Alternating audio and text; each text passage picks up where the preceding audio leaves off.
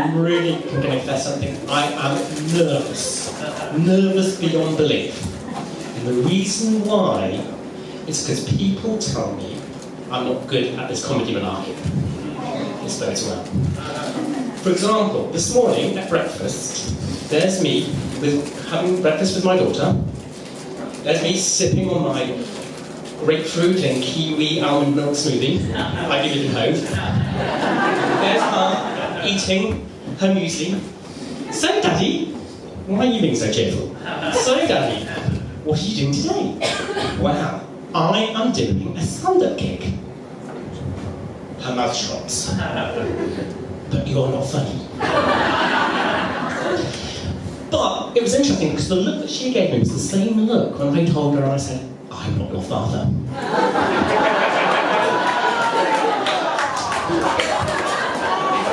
So I live on the rough streets of Hove Borders. My neighbourhood is poor. There are some people on my street that are down to their last pair of hunter's wellies. But I realised I had become a stereotype, a Brighton stereotype. And this revelation came to me the other day when I opened the fridge door, and staring at me was 3 different types of milk. And not one of them was cow's milk.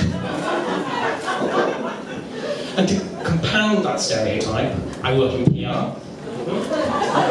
Yeah. I used to work for the National Trust, very posh. Lots of Tarquins. I spent 5 years going around country houses, going, that's old. And I spent 5 years eating my body weight in cake. That's a lot of cake. But I got to meet some really interesting people. Yeah. I got to meet Theresa May, the Prime Minister. But did you know that there was actually another Theresa May? Yeah. She's a porn star. I kid you not. She's not the only one screwing in the country.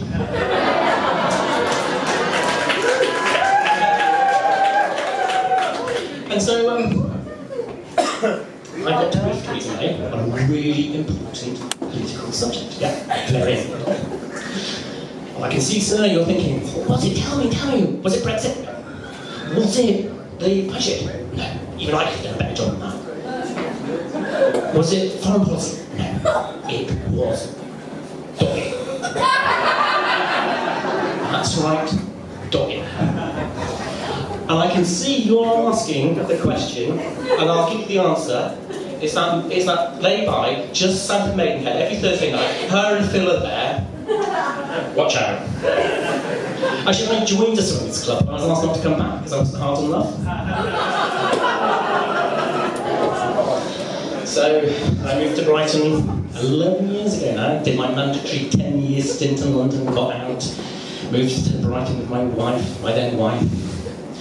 I'm saying she's a fucking bitch, but she went across this and she's got back to the riots.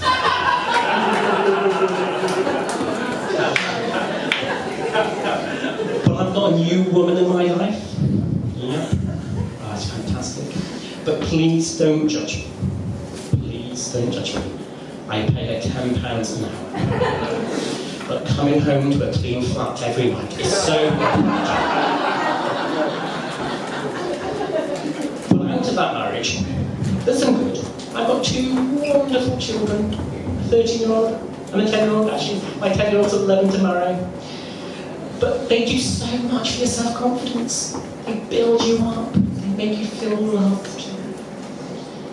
Over dinner a couple of weeks ago, my daughter said to me, Daddy, don't worry. You're not charming enough to be a sociopath. And then my son pipes up and says, yeah, and you're not clever enough to be a mass murderer. Oh, little do they know because they've never met their sister and brother into the garden. You guys have been absolutely charming. And I feel that I can now extend the circle of trust. I started off by saying I was nervous, and now I can extend the circle of trust and just confess a couple of things.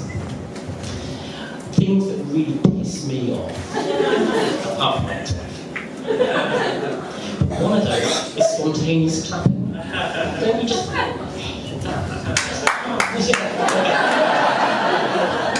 Everyone's a comedian.